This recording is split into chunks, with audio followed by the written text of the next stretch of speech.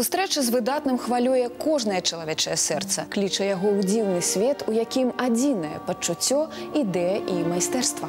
Ёсць у жыцці такія дзверы, адчыніўшы якія ты больш не ў сілах зрабіць крок назад, бо за імі творчасць, свабода і палёт фантазіі. Для беларускіх мастакоў Андрэя і Веранікі Руско такім лёсавызначальным адкрыццём стала тэхніка ручнога роспісу па тканіне або батык. Для Алёны Варановіч – жывапіс. Дзесяткі палотнаў, дзесяткі унікальных вобразаў ад строгіх абрысаў старых вулачак еўрапейскіх гарадоў да бясконцых макавых палёў і лёгкіх матылькоў. У Рэспубліканскім тэатры беларускай драматургіі адкрылася мастацкая выстава «Святло знутри».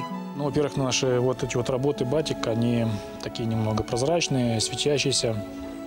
Это как бы одна сторона. И вторая сторона, то, что все-таки у каждого художника выходит вот эта вот энергия, как свет, который мы дарим людям, как зрителям. Кожная выстава заўсёды вынік, заўсёды нейкі рубеж, які дазваляе мастаку з вышыні птушынага палёту зірнуць на пройдзеныя шляхі, убачыць і адчуць рэакцыю гледача. Батык не толькі унікальны з пункту гледжання матэрыялу і тэхнікі, але і тым захапленнем, якім палотны уздзейнічаюць на гледача.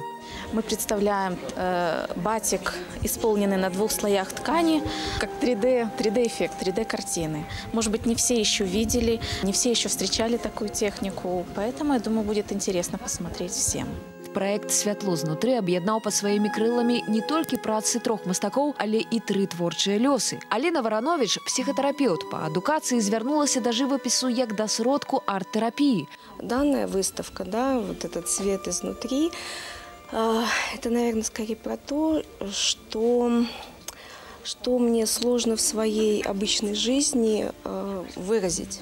Але галоўнае, што аб'ядноўвае ўсе працы мастакоў, гэта абвостранае пачуццё прыгожага, уменне адчуваць прыгажосць, бачыць яе святло і дзяліцца ім ад чыстага сэрца. У такіх сустрэч з талентам і гармоніяй адзін недахоп. Занадта яны хуткаплынныя, тым вастрэй жаданне шукаць іх зноў. Адпачывайце культурна.